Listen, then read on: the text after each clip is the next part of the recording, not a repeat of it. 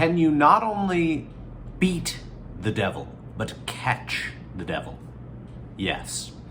The Bible is very clear in this, that the great beast is sealed up. The devil is sealed up in the bottomless pit for a sentence. But what about on the earth? What about our little devils and our little demons? Also, yes.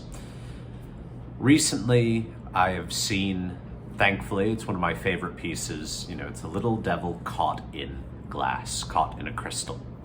And it has become a little tiny meme, but it makes me very happy. And I think it calls up very interesting questions, which is, what do you do when you catch a devil? When if this piece of art, which I do think it is likely a piece of art, but it could be a real devil. If it is a real devil, and someone were to, break that piece, that little devil would be freed. This, of course, has been in memes for quite a while, this idea of devils entrapped in computer chips, and that they were, put into that and found ways to influence people through them. But it's a classic motif. Solomon famously seals up many of the devils with his sealing ring, and this motif carries on, I think, probably best in the Arabian Nights, where the jinn, which are the devils, are all, caught in these bottles. And this is where you get the genie lamp. This is where you get all of these kind of jinn laying around the world, waiting to be found. And to me, it is kind of like a spiritual landmine. After the war, people don't go and pick up every landmine that is left. And so often, a person or a child will be walking and step on a landmine and get blown to pieces. And this is what trapped devils are like. They are like landmines, spiritual landmines. You find the bottle, you open it, and suddenly there's a demonic presence in your life. Often in the Arabian Nights, they will kill you just for freeing them. They will kill you in exchange.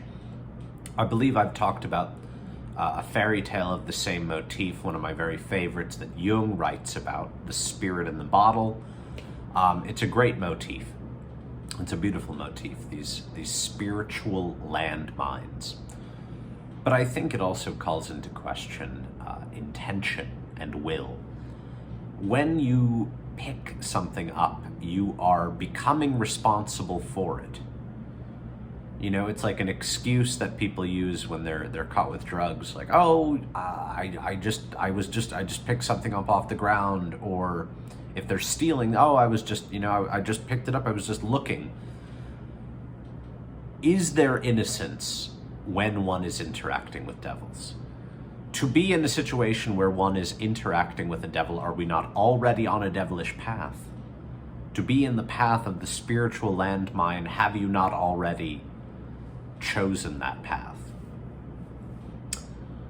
Is the devil not fated to be freed by you? And I think that this is the problem with the fear of computer chips as housing demons. The real devilish impulse is yours. It is your interaction with this thing that gives it power. The trapped devil is certainly not influencing externally. You choose to pick it up. You choose to open it. And I think that this is one of the really great fears of humanity. In fairy tales, and I think probably best in Blair Witch Project for modern stuff, is this fear that you can violate an unknown arcane law and be punished absolutely for it. Ignorance is not an excuse. Simply because you didn't know what you were doing doesn't mean you didn't violate a law. I talked about this in the What is the Internet video.